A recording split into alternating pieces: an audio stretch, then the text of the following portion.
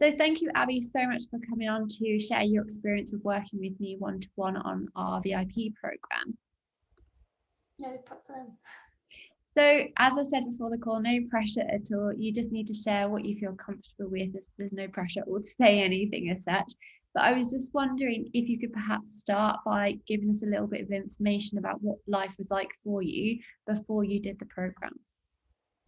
Yeah, so I always had kind of a funny tummy, a sensitive tummy growing up, but it was probably around when I was a teenager that I noticed like it actually started to affect my life quite a bit. And so since then, like I'm 35 now, it's sort of been so like hard to track like what my stomach will do, very acting up at the worst kind of times, getting quite stressed about traveling or events or anything like that, actually having a bit of an impact on my performance at work too, having to take sick days and sort of impacting confidence a little bit because you sort of feel like you're not performing at your best. So kind of quite a big impact in lots of areas of life, just feeling like I can't trust my stomach. I'm kind of fighting against my own body for a long time. Yeah, and I'm sure a lot of people will be able to relate to that for sure. So before working together, obviously you had quite quite a rough time really, and you were motivated to try things. What did you try before working with me? Yeah, so I tried, well, what hadn't I tried really? I had tried some different kind of diets. So ones around different kind of allergies or like food sensitivities. I tried taking probiotics, other supplements. I had gastroscopy, colonoscopy, tested for celiac, tested for the H. pylori bacteria. Yeah, sort of everything that was going, I'd tried. And had you tried any specific diets at all?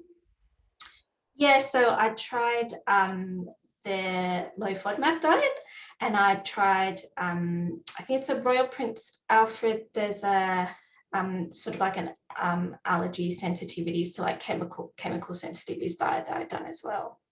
Okay, so you tried a lot, and I think this is the case with most people with these symptoms.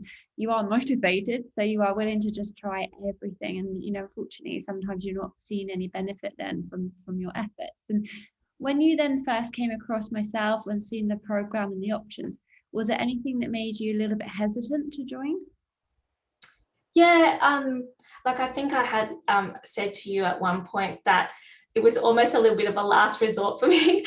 I'd seen several dietitians and tried so many things that people were sort of like, oh no, you're trying another thing, are you? Or like, started to kind of doubt me putting my energy or money towards anything else. So it was a little bit like, okay, if this doesn't work, then this is just my life, and this is how I'm just going to have to live from now on. So that was probably holding me back, but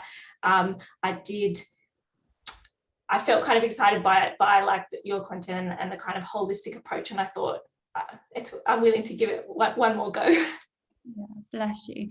And again, I do hear this a lot, and it kind of upsets me in a way because I just think I wish I'd helped these people from the start rather than, the nature of it being that often you try so many avenues first. And with working together then, what were the surprising finds for you? So the biggest probably surprise was that I don't have IBS.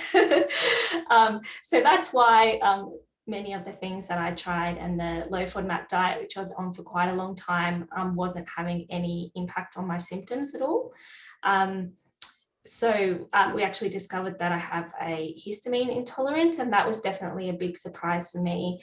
I think one more surprise was just how, in all the work that we did and getting in a bit more routines and focusing on like reducing stress and things like that, actually how resilient my stomach could be. I was really shocked that, even when I do get stressed or during my period or things like that now, how much better my stomach is and how much less it's flaring up. So yeah, a few big surprises. Definitely. It kind of explains perhaps why the approaches before weren't working.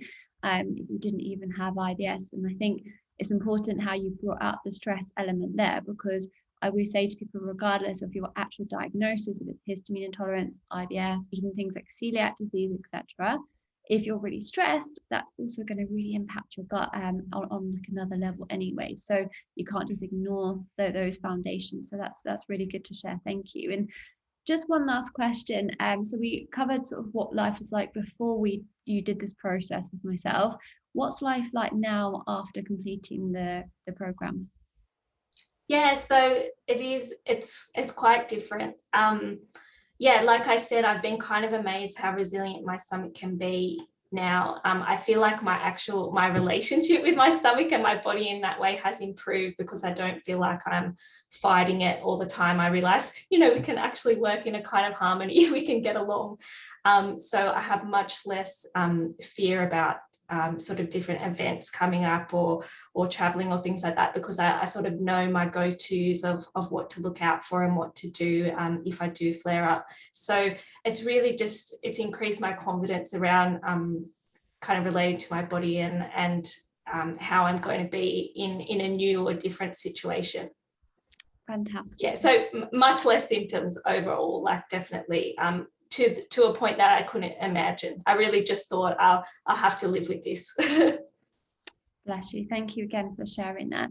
So, and that's all the questions I've got for you. So thank you so much for taking the time and obviously having the confidence to come and share this publicly. I know a lot of people will be able to relate to what you're saying, hopefully, get the confidence to take the plunge to get help for themselves. Thank you. Great, thanks.